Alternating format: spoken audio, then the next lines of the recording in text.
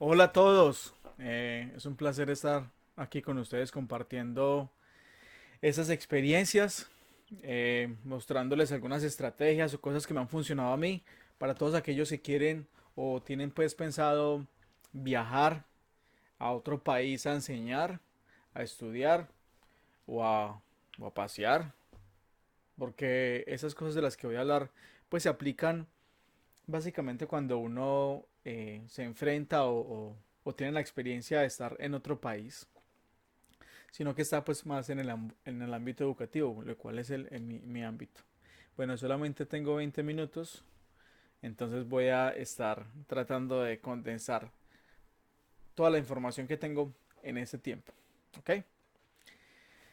Entonces, el objetivo es describir la conexión cultural con la educación a través de las experiencias que yo he tenido como estudiante y como maestro.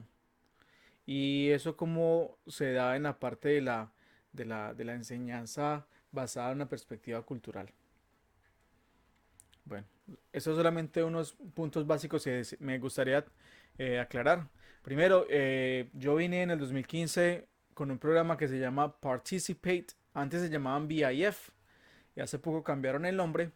Y es un programa que trae maestros de todo el mundo a Estados Unidos para varias materias o varios enfoques. Hay unos que enseñan inglés, otros que enseñan español, otros que enseñan chino, otros que enseñan pues las materias normales pues regulares en en la escuela o en las escuelas, en los colegios.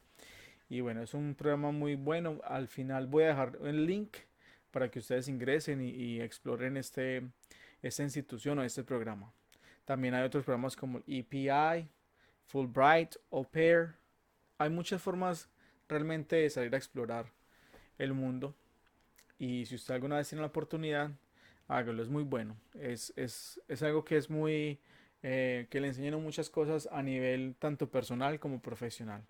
Al final de esa presentación voy a dejar una referencia de unos libros con un enfoque cultural hacia la educación. Y hay una palabrita que quiero aclarar, intelligibility. Esa palabrita la primera vez la escuché en el 2016 en una conferencia en la Universidad de NC State y básicamente eso significa la habilidad de hacerse entender, ¿cierto? Porque es una de de las, como de los problemas más grandes que uno tiene cuando uno viene a un país, ¿cierto? Es como, bueno, ¿cómo hago para entenderle a esa gente cómo me entiende? Porque así uno habla inglés, pues se encuentra con esos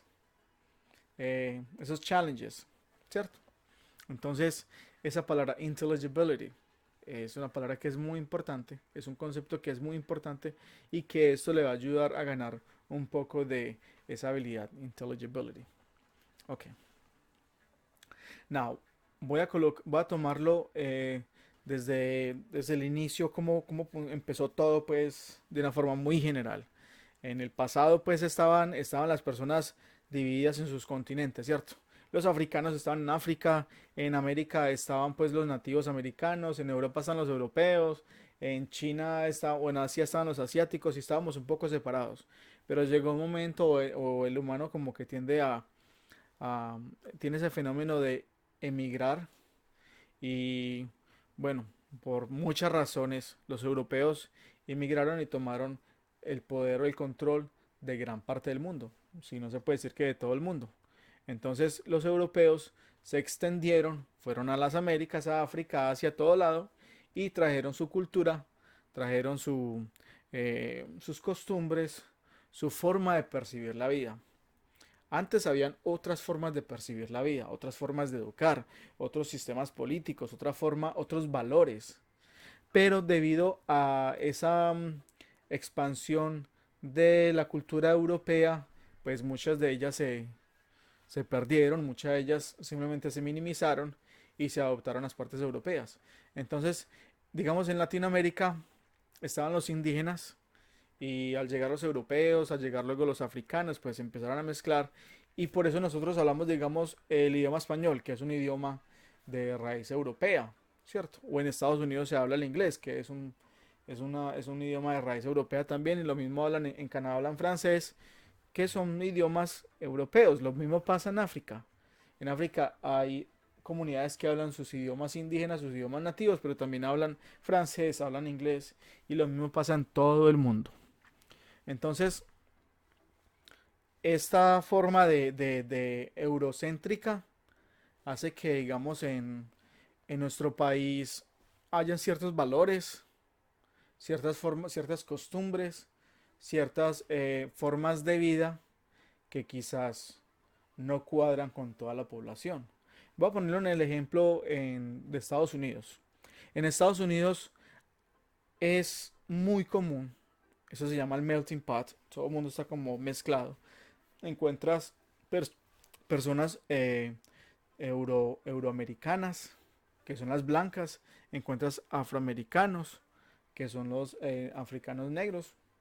No es la palabra, pues, bueno, encuentras indígenas, encuentras asiáticos, latinos, y bueno, es una mezcla de personas con varios bagajes culturales. No solamente diferencias de color de piel, de contextura, sino también de bagaje cultural, de formas de hablar, de formas de valorar y de formas de vivir. Entonces, esta es una comunidad que es multicultural. Si uno se pone a mirar la situación en Colombia, si nosotros tenemos ese tipo de multiculturalidad, sí la tenemos. Lo que pasa es que en Colombia existe un predominio de esa cultura eurocéntrica, ¿cierto? Y, o sea, ya no es la misma cultura que vino hace cientos de años, sino que ya adoptó muchas transformaciones y es la cultura que tenemos predominante, que es la colombiana, ¿cierto? Pero resulta que en nuestro país también existen grupos indígenas y estos grupos indígenas tienen sus propios valores, tienen sus propios lenguajes, tienen su bagaje cultural diferente. Lo mismo pasa, digamos, en las regiones donde hay afrodescendientes. Ellos tienen un bagaje cultural diferente. Ahora, ¿cuál es el bagaje cultural que predomina? Pues predomina ese que se dice pues que viene del criollo, ¿cierto? Sin desconocer que eh, hay otras formas de sociedades en nuestro país. Hay muchos lenguajes en nuestro país, muchas formas de ser, somos muy diversos. En Estados Unidos pasa exactamente lo mismo. Es una población completamente diversa. De hecho, cuando yo llegué a la escuela, me encontré con que en el salón, digamos, esta es las características de mi escuela. Hay 40% son niños que son de raíces latinas, 28% son de raíces eurocéntricas o blancas y bueno, el restante son afroamericanos. Entonces es una diversidad muy grande y 2% hay algunos niños que son asiáticos o del Medio Oriente.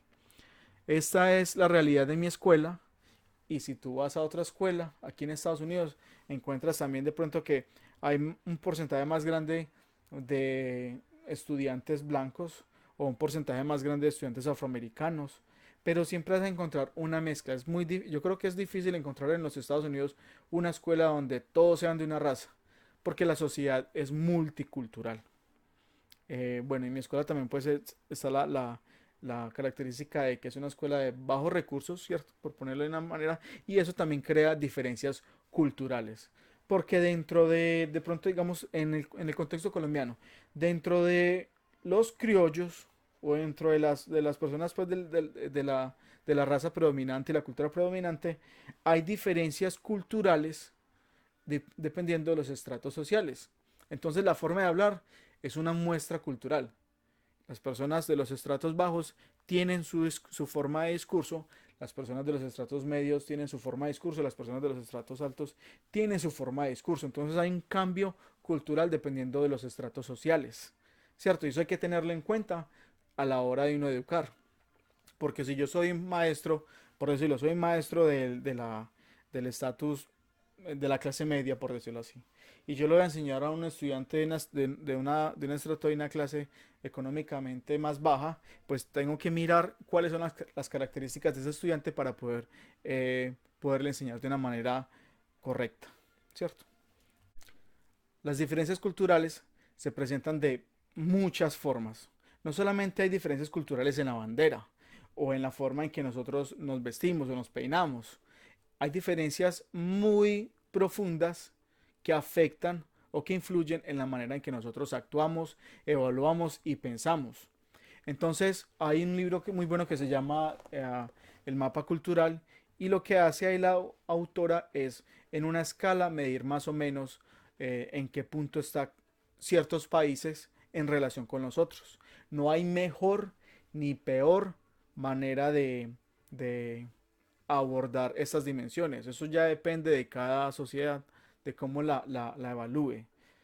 Pero cuando uno está en cierta posición dentro de esa escala, uno evalúa la otra posición de las otras personas. No quiere, pero para nosotros puede ser malo, puede ser bueno.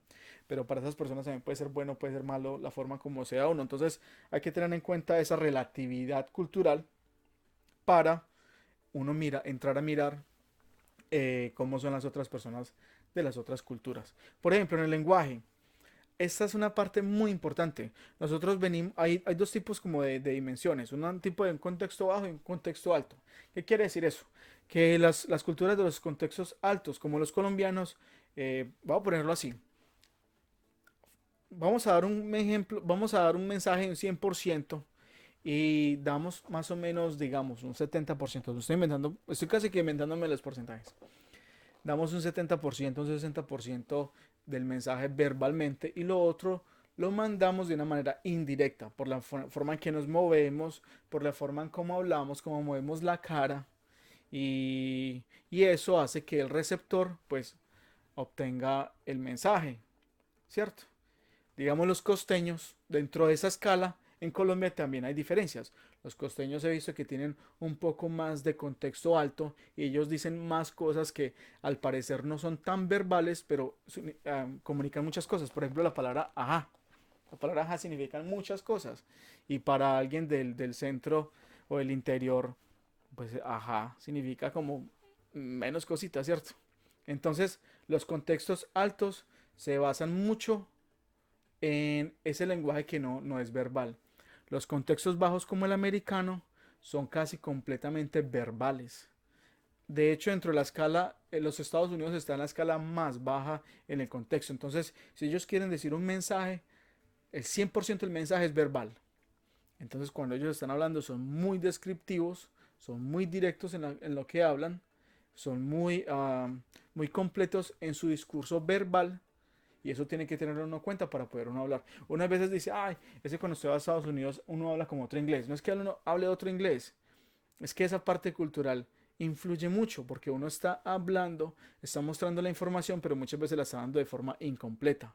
Y cuando ellos hablan, la dan de una forma completa, después hay una comunicación intercultural y el americano puede estar perdido diciendo, no le entiendo o deme más información. Bueno, hay otros contextos que son como el del poder, que aquí son más igualitarios, creo que es la palabra en español, y en Colombia somos más jerárquicos. Es importante entender eso para uno trabajar acá, que el jefe en Colombia es como acá, pero el jefe aquí en Estados Unidos es como acá, entonces uno puede ir a hablarle al jefe, refutarle al jefe, ¿cierto? Mientras en Colombia muchas veces no puede pasar eso. Estados Unidos es una cultura muy individualista, o sea, el enfoque está en la persona, y eso es importante la hora de usted enseñarle pues a enseñarle a sus estudiantes, porque el estudiante está enfocado en sí mismo, ¿cierto? Mientras que en Colombia somos más de comunidad, de trabajo en grupo, de qué hago yo para el grupo y cosas como esas. Um, Hay otras escalas como la de relaciones. Nosotros somos de mucha amistad, de mucha relación con las personas y eso, y ellos son más de hacer las cosas que hay que hacer. Y en el tiempo, que es algo muy importante, ellos son monicrónicos, manejan el tiempo con agenda en mano, literal, mientras que nosotros somos todo a base de memoria. Y decimos, sí, yo les llego a las 5 de la tarde, sí, entonces está uno como teniendo en cuenta de las 5 de la tarde y al final aparece a otra hora, ¿cierto? Bueno. Otra parte que hay que entender, aquí lo dejo esta, no la alcanzo a mirar, pero hay diferencias pues en la educación de kinder a 12, aquí no se enseña hasta 11 sino hasta 12, y la educación mayor o adultos. Ahora, en la educación en Estados Unidos se basan en unos estándares, en toda parte se basan en unos estándares. El estándar de aquí es el estándar eurocéntrico, es un estándar que es basado en los blancos. ahorita en este momento con ese problema de la raza, que no es un problema que está ahora, sino que pues es una muestra de que realmente existe un problema, pues lo que se busca es que, o lo que se muestra es que los blancos tienen preferencia porque ellos son el estándar. Entonces la forma de ellos actuar, la forma de ellos hablar, la forma de ellos evaluar, de pensar, es similar a lo que se espera en la sociedad. Pero aquellos que son de las minorías son los que tienen el problema, porque el latino nunca va a ser blanco, el afroamericano nunca va a ser blanco, entonces siempre tienen esa lucha ahí como de poder, por decirlo así, o el estándar. Entonces, cuando uno le enseña a un latino, le enseña a un afroamericano, pues tiene que mirar cuál es el estándar y trabajar en él. Aunque eso pues lo que buscan es cambiarlo, porque eso siempre va a crear ese espacio ahí, ese problema. ¿Por qué? Porque pues las minorías nunca van a ser blancas y los blancos no van a ser minorías. Pues en ese sentido, entonces van a haber problemas. Entonces en la sociedad americana el estándar es un estándar de un europeo blanco, un hombre europeo blanco de la clase media heterosexual. Eso es lo que se espera dentro del estándar educativo, por decirlo así. No quiere decir que las personas sean todas blancas o de la clase media o heterosexuales, no. Pero desde esa parte se parte el estándar educativo. En Colombia también hay un estándar. ¿De dónde se toman esos estándares? ¿Cierto? Porque el estándar de Colombia no representa a toda la comunidad colombiana, porque no es un estándar indígena, no es un estándar afrodescendiente, es otro tipo de estándar. Ahora, nosotros tenemos una sociedad multicultural, entonces, ¿quién está siendo afectado por el estándar? Entonces, ¿de dónde sale el estándar colombiano? ¿Cómo se considera pues toda la población? Si el estándar de enseñar el inglés es tomado de otro país, de Estados Unidos, o si lo toman de Sudáfrica, o si lo toman de la Gran Bretaña, o si lo toman de Australia, ¿cierto? Bueno, me toca correr un poquito acá. Hay tres términos que es ser culturalmente responsive. Eso es enseñar teniendo en cuenta esa cultura del estudiante, aplicar sus estrategias, su forma de enseñanza para que encaje con el estudiante, no que el estudiante encaje en el estándar, encaje en la forma de enseñar suya, sino que usted encaje en la forma del estudiante, porque hay diferencias culturales y hay diferencias socioeconómicas y eso lleva a que haya problemas de comunicación y problemas de enseñanza. Bueno, está también la educación, también se le enseña la enseñanza, bueno, esos son términos en inglés, culturalmente y lingüísticamente diversos. Es una forma de decir, pues, en esa población multicultural. Ahora, la diversidad sugieren pues que haya un estándar que sea que incluya a la mayoría de estudiantes o a esa sociedad multicultural y no solamente beneficie a uno de ese grupo, sino que beneficie a la mayoría. Eso es lo que usted podría venir a hacer acá. Cuando usted viene a enseñar, usted trae ese bagaje cultural y cuando usted le enseña a un grupo de estudiantes, si tiene grupos de estudiantes latinos, esos estudiantes se benefician de la forma que usted enseña porque usted hace parte de ese estándar de ese latino. Entonces es un juego de la parte cultural muy bonita y muy interesante. Muchos autores proponen un enfoque pedagógico donde a los estudiantes se les enseña con estrategias que reconozcan sus características como una fortaleza para aprender más que una desventaja. Entonces el acento latino es algo bueno en vez de ser algo malo, ¿cierto? Hay muchas partes de esos enfoques culturales que sería bueno que los vieran, para que tuvieran en cuenta esas características culturales y las pudieran traer a su experiencia educativa, ya sea como educador o como estudiante. Les dejo la lista de referencias y los links para que entren a las páginas. Muchas gracias.